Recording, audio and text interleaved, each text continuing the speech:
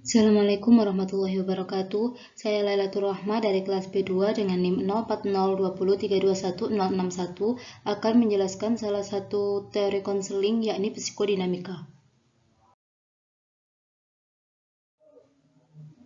Psikodinamika atau yang biasa dikenal dengan psikoanalisis adalah salah satu teori konseling yang mempelajari kepribadian manusia yang dicetuskan oleh Sigmund Freud.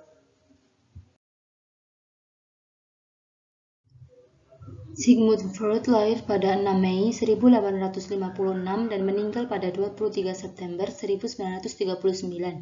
Kemudian, teorinya dikembangkan oleh beberapa ahli seperti Jung Adler, Horney, Sullivan, Fromm, dan Erikson.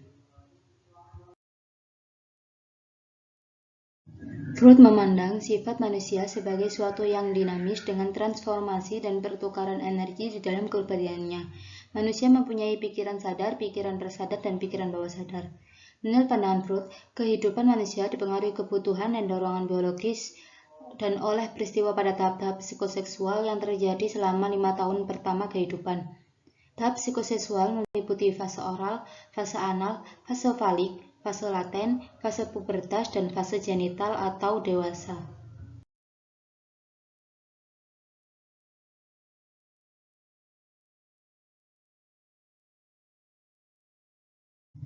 Dalam pandangan psikoanalisis, manusia memiliki struktur kepribadian yang saling bekerja sama dalam mempengaruhi perilaku manusia.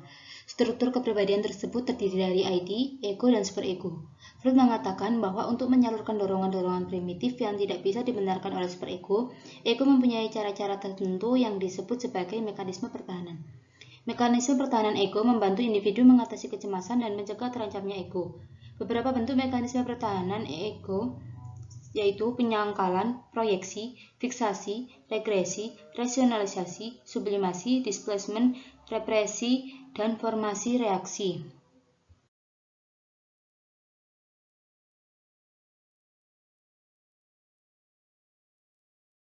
Secara umum, hakikat konseling adalah mengubah perilaku. Pada pendekatan konseling psikoanalisis, hakikat konseling adalah agar individu mengetahui ego dan menempatkan ego pada tempat yang benar. Tujuan terapi konseling psikoanalitik adalah membentuk kembali struktur karakter individual dengan jalan membuat kesadaran yang tak disadari di dalam diri klien.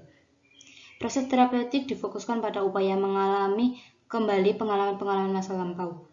Karakter konseling psikoanalisis adalah konselor membiarkan dirinya anonim serta hanya berbagi sedikit perasaan dan pengalaman sehingga konseling memproyeksikan dirinya kepada analis.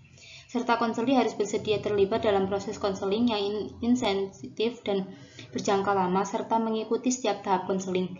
Selain itu, konseli juga harus bersedia tidak mengubah gaya hidupnya selama periode konseling.